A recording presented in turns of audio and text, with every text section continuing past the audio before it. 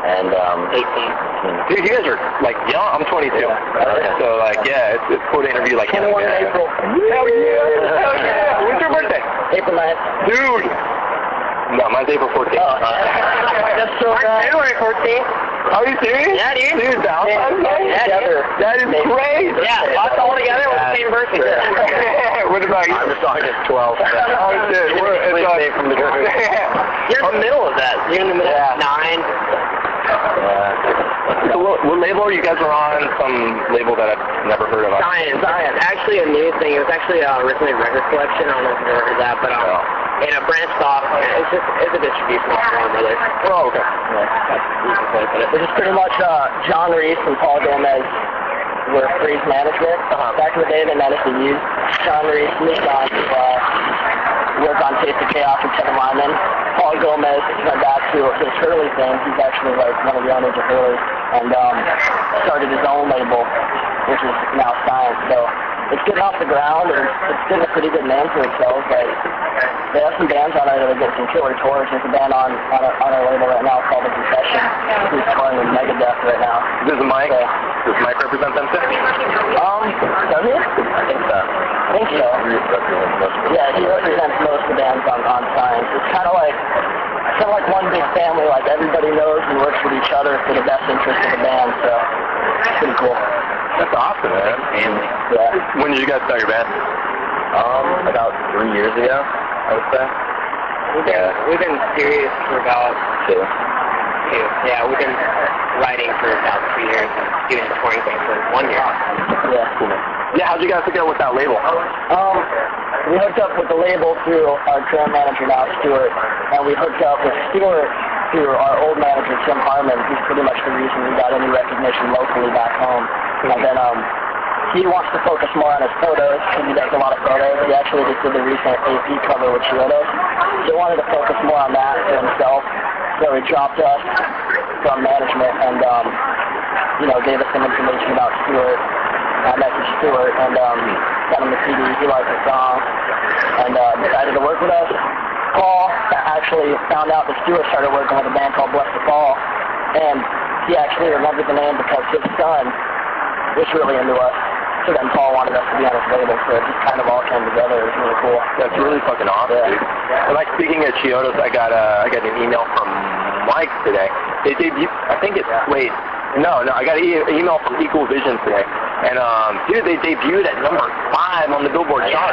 38,000 the first week. Dude, 39. Isn't that fucking outrageous? That's awesome. I just heard a trade to number 8, and I thought that was good. Yeah, and they did 44,000. See you later. Thank you so much for everything. Here.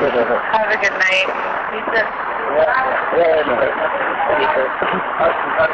She's anxious to go out and party. I think so.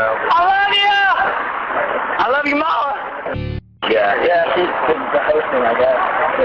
No, I do know, dude. Yeah, dude. That's crazy, man.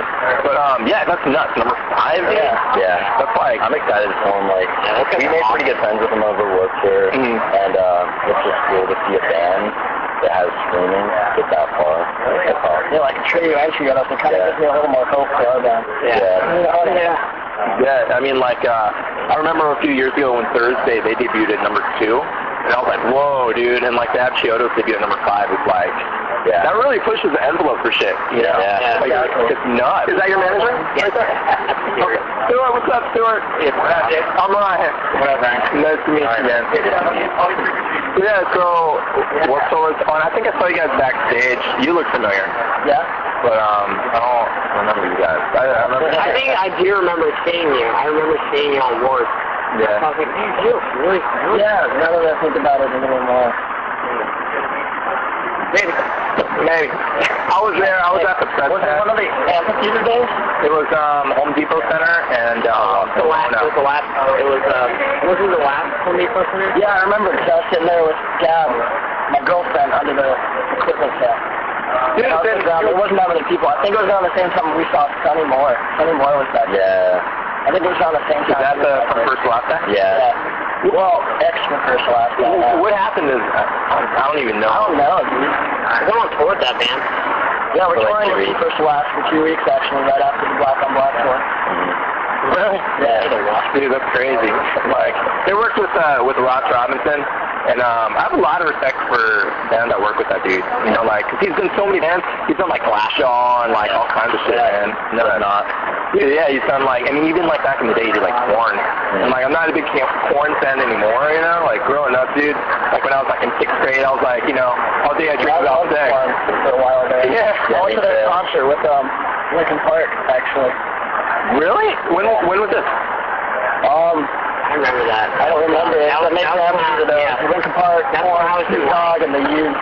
You know what's funny? I saw him with Limp Bizkit.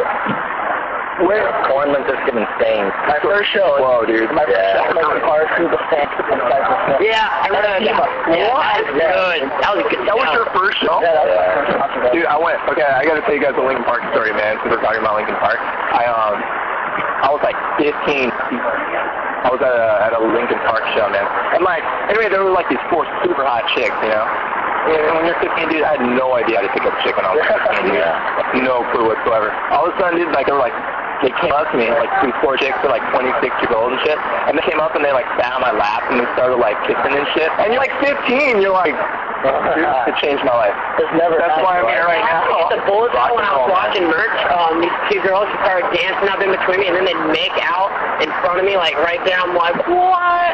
That was 18, so it's kind of a little cooler. Nobody really looks at me because I just walk around with a smile and they check out my grill and they're like, whoa. Turn the other way. So, you like it out here? Well, you guys are close. Yeah, this is definitely one of our favorite places to play. It's one of our biggest markets, too. Like, as far as kids coming out to the shows and buying the CDs and Probably the closest thing to home. These shows that here are probably the biggest home shows sometimes. Yeah. Oh, really? Yeah. It's not bigger.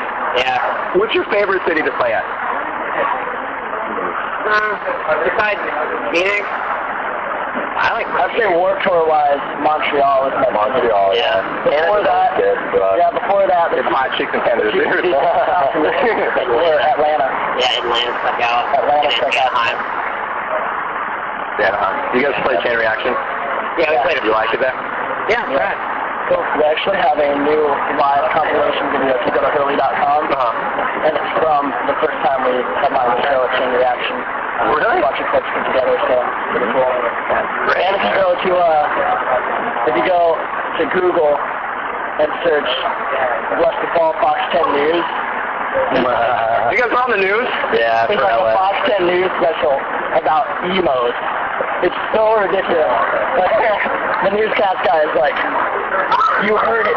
It's the emo scene. And he just starts going. There's clips of that Chain Reaction show, and it's just so retarded. Yeah. This guy Craig standing on top of kids. Yeah. Like he's the king of the emos or something. Yeah. And I start talking to some goth dude. He's like, well, you know, in some ways, emos are just pansy versions of us goths, so we kind of like gotta take care of business and beat them all up because they're kind of mocking us. And I'm just talking about, dude, there's no gangs anymore. Just love each other. Do you guys get that comparison a lot? Like people calling you emo? Not back in the day. Back in the day, we You got know a what lot I of think? crap. We started growing our hair out, and it was that emo section, right? Yeah. And then everybody's hair just got past that point, and everybody thought it's the metal hair now. You know, it gets to a certain length, all the kids think you're metal. Broskies have like, I see that. If it's shorter and like to the side with a perfect heart, you're seen, dude. You're emo, bro. And once it grows out, you start to look like Avenged Sevenfold. And you get tired of dyeing your hair like Jared's hair is just long and brown now. Everybody thinks he's metal. Which one's Jared? At basis. no, it's not that Answer I am. Oh, But like his used to be oh my God. like a lot shorter than this. What? Black, spiky, red in the front. It was so emo. Yeah. That's crazy, dude. You guys are young and you're touring like non-stop. Yeah. You guys have a lot of fun? Yeah. Oh, well, you're not even 21 yet, so you can't really go and like and buy alcohol by yourself. Yeah, not really. Like, what do you guys do to keep you guys? We talk about Wendy's Smoke a lot of weed. a lot. Talk about, You're like, a lot. talk about Wendy's a lot, McDonald's a lot, and just make up stupid crap. Yeah. I don't even know. Yeah. I don't even know where we did our crap. We're completely clean kids. We don't do drugs, but you think we would by all the stupid stuff we laugh at and how we act. No, dude, I don't do drugs either. Like, I joke around about it a lot, and like, I'll be like, oh yeah, dude, I'll smoke crack with you, you know, but like, really, I would never put that shit on my body. My brother does that all the time, like, he'll go to parties and be like, hey bro. Yeah, you're fucking... Like, would you consider guys straight edge? No, because I mean, kind of bad like some of the guys like they have a casual drink, you know. I have conversations, but not all the time, because none of the other guys in the band really drink, and like none of us are 21, and I mean, there's been a couple times on tour when we first started touring Canada where I just got completely wasted. I felt retarded because I was the only one. Yeah, it was funny. You know, sometimes you have bad days. You just wanna, you know. Elaborate on that story when he got drunk. He was so drunk, he was thrown out. He was sitting in the passenger seat. He was thrown up outside the window. We actually hit a patch of black ice. So he slid into a curve, and his head almost got taken off by this tree. We like almost crashed this tree. Craig was just like flying out the window. And I was drinking these vodka specials all night, and then I decided to end the night with some absinthe, which is probably the strongest. That's stuff they show down on Euro trip, dude. Yeah, dude. That was like, no. Why end the night with the strongest drink? No, you start the night off with that. Nope, I ended my drinking session with the strongest shot ever on the face of the planet, and I remembered nothing after that except them telling me I was in the band puking the whole night. Do you hallucinate with absinthe? I've heard that you do, but I just pretty much... You don't actually do a green thing, do you? A little green dude flying around? I know, that's what I was thinking, man. Just like Euro trip. I probably did, but I don't remember it. Everybody says. Everybody probably doesn't remember the night before, but they remember what they dreamt about, and they're like, yeah, bro. He was drunk the whole man. So do like chicks like your band? Are you guys a chick band? If you want 14-year-olds, I mean, we don't have those metal girls. See, those metal girls are like, you know, those would be like older women, but what we bring are girls that get dropped off by their moms and have babysitters and chat rooms. Yeah, then make up the rulers. Yeah. How they hung out with us and crap. I hate them. Yeah, I met these girls, dude, at work. I hate the girls like that. You know, I interviewed the other week, and they were actually a lot hotter than I expected. I interviewed Kitty. Yeah, dude. They were, I didn't see scary women. Yeah, they look scary in the politics. Like, they're actually like, when I saw them, they were like all dolled up, like makeup and everything. You're like, hello, Kitty. That's what I said. I was like, this interview started. I was like, no. But so like now that you're touring and now that you guys are all over the country, what are some, I mean obviously you guys grew up listening to a bunch of bands, what are some people that you've met that you're like, whoa dude, now I'm friends with this person, or now I know this person? Me personally, Craig from Chiodos on Warped Tour. Like that was the one band I was excited to be playing in the same place as them every day, and he ended up being the coolest dude in the world. I ended up doing guest vocal for them half the tour. Wow, dude. Yeah, they're just winning the tour with us now, but both of us, you know, this whole year for both of us is just already scheduled, so after we have some free time, we definitely want to go out on the road with each other. And then, Azure and I are really cool guys, too. I interviewed them at Work Tour. We didn't get to really connect with them a whole bunch, but they're definitely really humble, really cool dudes for, you know, how big a band is. And Chiodos, too, for being number 5. On the Billboard charts, like, oh my god. Oh, no, dude, I thought I was going to go downhill. Mine was definitely, one of my favorite bands is Nearly the Film's Disaster. I'm actually they made really good pictures, guys. We're super rad guys, really down to earth, a lot of fun, too. So that was definitely awesome meeting them. I love that band. What about you, bro? I'd have to say Bryce from the Rocket Summer. He, like, on his CD, he pretty much writes everything. He knows how to play, like, 10, 12 different instruments. I get to talk with him quite a bit. He's a cool guy, so definitely someone I look up to.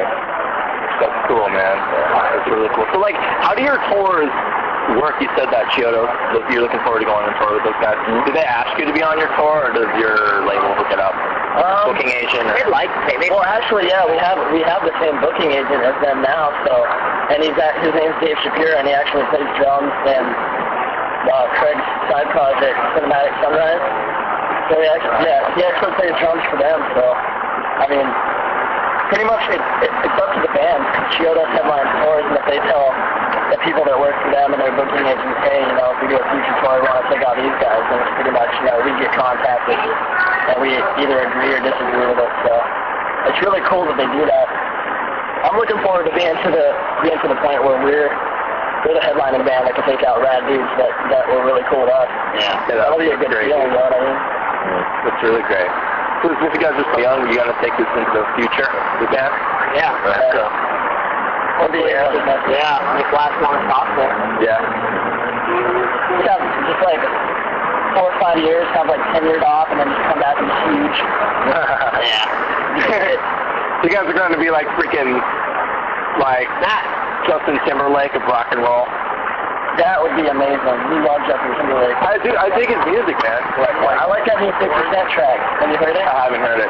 He's all like, hey, Justin Timberlake's on it? Oh, yeah? Yeah. Dude, like, Timberland produced it? oh, seriously? Yeah, it's so good. It's fucking crazy, man. I got to check out that. What other stuff you guys listen to? Everything. Yeah. Justin Timberlake.